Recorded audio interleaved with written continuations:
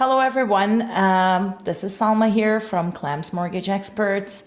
We're going to have a podcast today on appraisals, and I've got a very good friend of mine from York Simcoe Appraisal, and it's David Rober, and he's here with us today. I know I've made his life very stressful the last few years on purchases, refis, to get the values and stuff, but he's here today to give us an insight of what's happening in the current market today.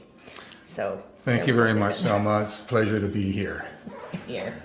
Okay. So what's going on in the market? What are you seeing? Well, the market has been somewhat depressed because of the rising interest rates. Okay. It peaked in February of 2022, and since then the prices have gone down, although a lot of people don't realize it. We've come down on average about 20% since the peak. Now it's January 2024. Yes. So more or less the market has remained steady for the past year. I just have a hard time because most of the time when my clients are trying to refinance, everybody thinks their house is worth at least more than $200,000 or $300,000 compared to the actual market price. Why are they still feeling that? Like, they see, I think it's maybe certain pockets that we're seeing this drastic drop as well. Yeah, that's very typical. What we're seeing is different areas are affected differently. Yes. And everyone everyone saw what the prices were back in February 2022, and that's in the back of their heads. So they want to achieve those prices. Which unfortunately the market no longer can sustain. Every submarket across the GTA Okay. has a different rate of adjustments Okay. for time. I can give you a very good example in downtown Toronto in the C08 district. We have two neighborhoods side by side. We have Cabbagetown, which in the last year has fallen by 2.77%. And right next to that is the Young Church corridor, and that's up over 10%.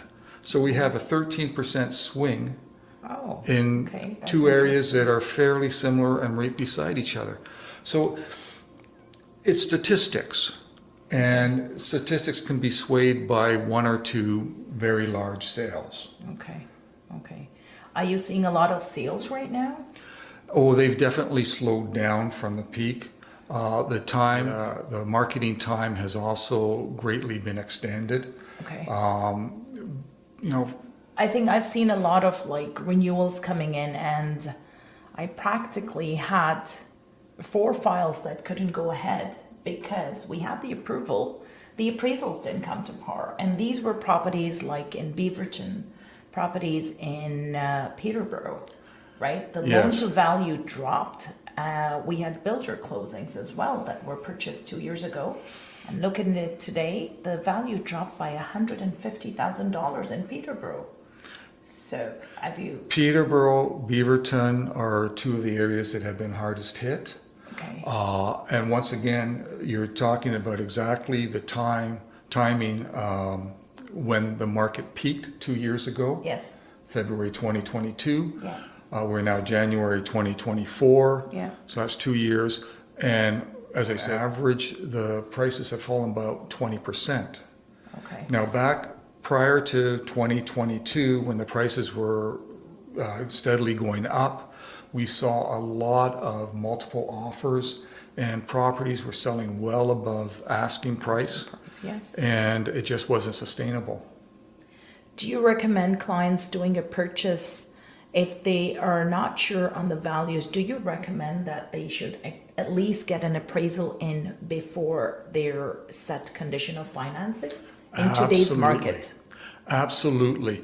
In fact, I would try and get an appraisal done before you even put an offer in. Right now, with the market the way it is, there's no hurry. Okay. You have a bit of time.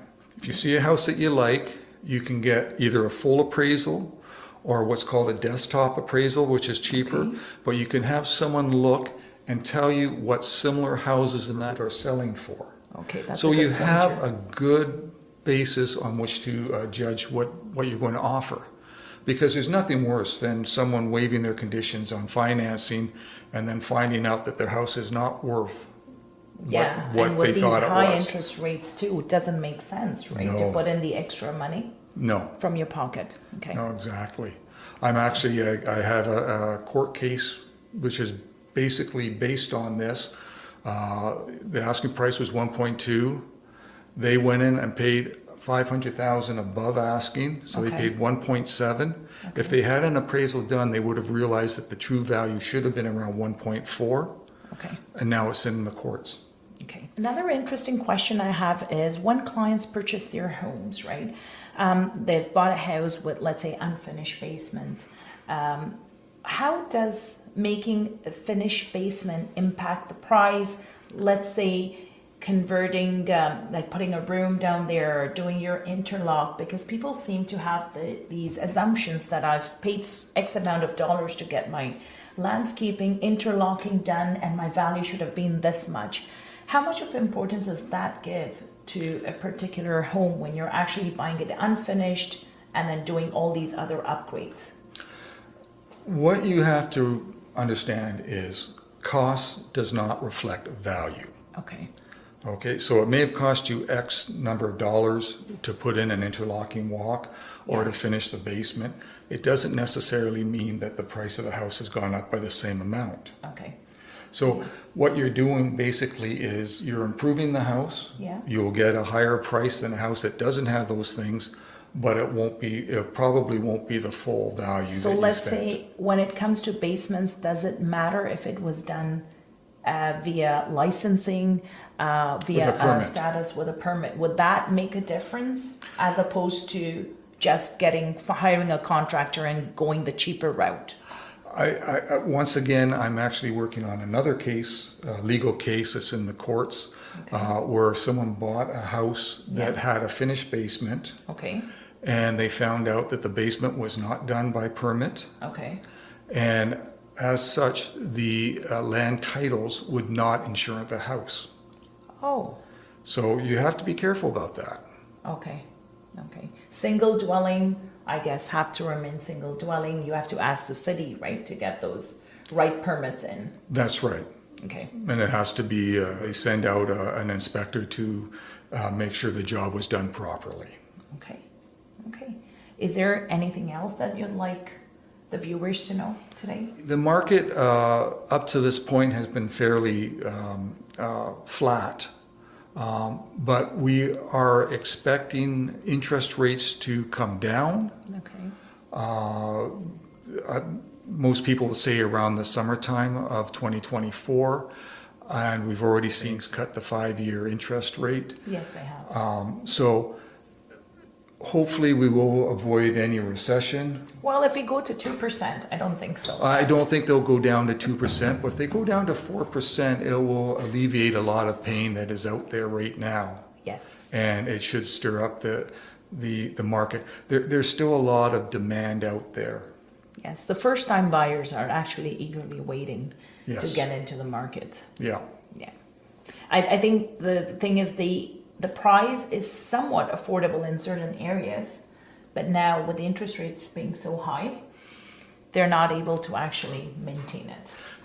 Absolutely. And a lot of people are getting caught because they're, as you know, they're renewing their mortgages and the value of their house has come down and the cost of the mortgage is going to skyrocket. Yeah. So it's a double whammy. Yes. Yes. Well, thank you so much, David. You're very welcome, Salma. If you guys have any questions, any inquiries, please feel free to reach out to me. I'll have my email and my phone number below. I'd be happy to assist you. Thank you.